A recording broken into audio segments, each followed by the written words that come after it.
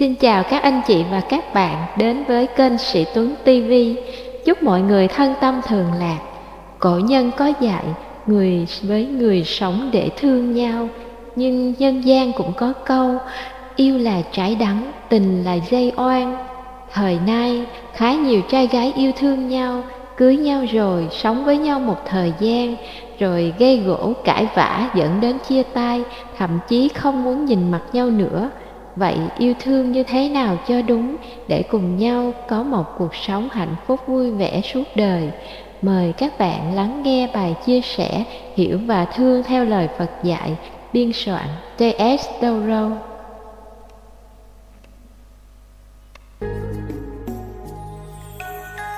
Hiểu và thương. Thế nào là thương yêu có hiểu biết? 1. Thế nào là hiểu?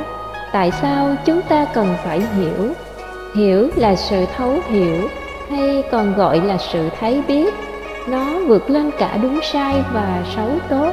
Người có khả năng thấu hiểu là người có cái nhìn khách quan, không thiên vị, không đặt cái tôi, cái bản ngã của mình vào mà phán xét. Cái hiểu nó rất quan trọng. Khi chúng ta hiểu ra vấn đề, hiểu được nguyên nhân, thì mọi chuyện sẽ rất dễ giải quyết. Khi chúng ta biết được nguyên nhân thì sẽ không còn khúc mắc, mà không còn khúc mắc cũng chính là đã buông bỏ phiền muộn trong tâm.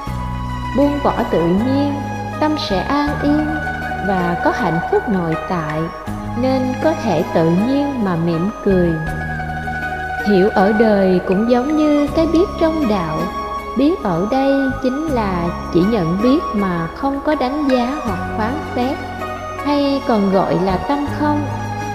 Trong Cư Trần Lạc Đạo của Trần Nhân Tông có câu, đối cảnh vô tâm mạc vấn thiền. Khi đó mắt và tâm của ta như một tấm gương, nhận biết tất cả các vật trước gương, đến khi vật đi thì cảnh cũng chẳng còn. Hay như có câu, tâm bất biến giữa dòng đời vạn biến.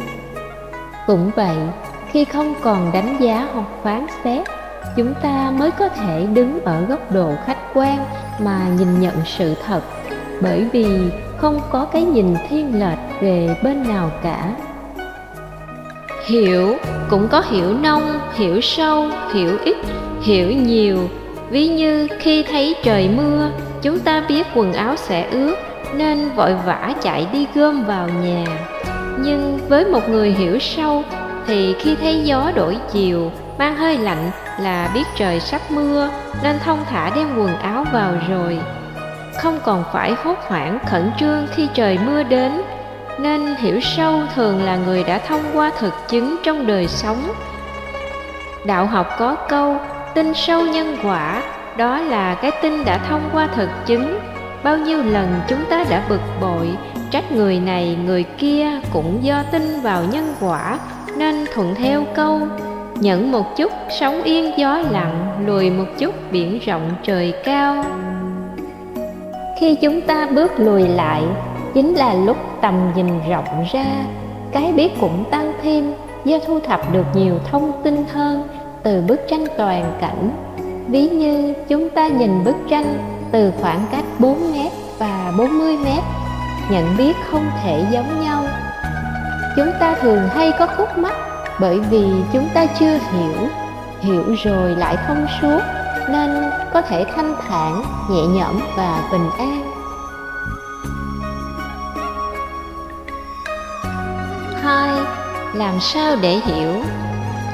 Khi muốn thấu hiểu một ai, đầu tiên mình phải hiểu chính mình. Chúng ta phải hiểu được chính mình mới hiểu được người khác. Nếu không thì chỉ là lừa dối nhau. Bản thân mình phải biết mình muốn gì. Hãy quay vào bên trong, quan sát, cảm nhận, lắng nghe thân tâm mình. Hãy quan sát hơi thở. Đời người chỉ dài bằng hơi thở. Hít vào mà không thở ra, hoặc ngược lại thì ta đã chia tay cõi đời này. Có bao giờ bạn lắng nghe con tim mình đang đập như thế nào chưa? Trái tim làm việc từ khi bạn còn nằm trong bụng mẹ. Trong lúc chúng ta ngủ, trái tim vẫn đập, nó làm việc liên tục cho tới khi chúng ta lìa đời. Có bao giờ bạn cảm ơn trái tim mình chưa? Chúng ta mua bao nhiêu son phấn, tô đẹp cho khuôn mặt, trong khi khuôn mặt xấu một tí cũng chẳng sao. Nhưng trái tim bị tổn thương là cả một vấn đề. Đã bao lần chúng ta buồn vui thương ghét, làm cho trái tim của mình loạn nhịp. Hãy cố gắng lắng nghe được trái tim mình đang nói, là lúc chúng ta đã hiểu được chính mình. Sau khi hiểu được chính mình thì chúng ta tập hiểu người khác.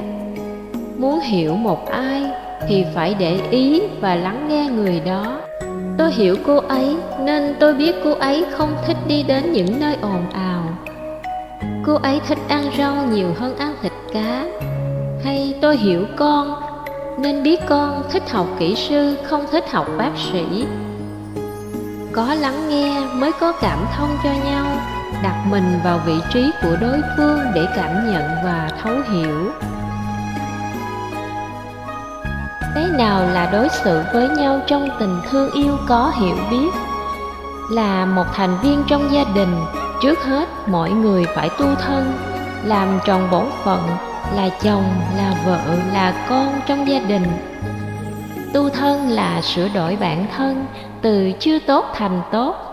Ví dụ tánh hay lười biếng, mình biết là không tốt nên quyết định sửa đổi, siêng năng hơn. Tính hay nổi nóng vô lý, quyết tâm từ bỏ, hít thở bình tĩnh lắng nghe, dần dần sẽ bớt nóng. Chúng ta hay bị cái tôi, cái bản ngã của mình làm mình chậm tiến, ngăn cản sự kết nối với những người xung quanh, trong khi chính sự kết nối với người khác là cơ hội để chúng ta học hỏi và tiến bộ rất nhiều. Bản ngã làm chúng ta sợ bị đánh giá, sợ bị xem thường, trong lúc mình cũng chẳng có cái gì để cho họ đánh giá. Bản thân tốt gọi là tu thân, sau đó xây dựng một gia đình hạnh phúc, sống trong một mái nhà.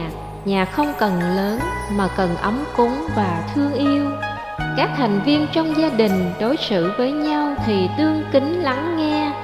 Không phải chồng sợ vợ hay vợ sợ chồng, mà là tôn trọng nhau, giữ hòa khí.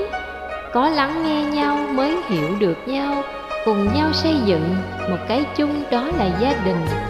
Khi chúng ta thương ai, cố gắng tìm hiểu để biết người đó thích cái gì, mơ ước điều gì. Nếu không thì chúng ta đem cái của chúng ta thích áp đặt lên người mình thương, từ đó đau khổ bắt đầu. Cuối cùng ngồi than thân trách phận, tại sao chúng tôi thương nhau mà gây khổ cho nhau. Chúng ta hãy tôn trọng, tránh chỉ trích những sở thích cá nhân của nhau. Nếu cần, chúng ta hãy định hướng, phân tích và để họ tự giải quyết. Nếu là tình yêu đôi lứa thì bạn phải thấy được hai người nhưng chỉ là một. Cái một ở đây không phải là anh hay là em, mà là một cuộc sống, một mái nhà, một niềm vui hoặc cùng gian khổ. Hai vợ chồng mà hòa thuận thương yêu thì chắc chắn các con sẽ ngoan ngoãn và tươi mát. Gia đình yên ấm thì mới yên tâm ra xã hội làm việc, tâm trí mới sáng suốt, mau thăng chức. Nếu tự làm cũng dễ thành công. Tóm lại, hiểu rất quan trọng, là nền tảng cơ bản. Có hiểu mới có thương, tình thương sẽ được nuôi dưỡng dần thành biển lớn. Bình an, thanh thản, tươi vui tự nhiên sẽ đến. Nam mô Bổn Sư Thích Ca Mâu Ni Phật.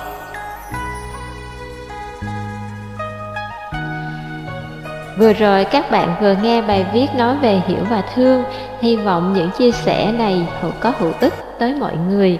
Xin kính chúc cô chú, anh chị và các bạn có một cuộc sống hạnh phúc và bình an. Nếu các bạn thích, xin tặng một like và đăng ký kênh để đón xem những video tiếp theo của mình nhé. Cảm ơn và xin hẹn gặp lại.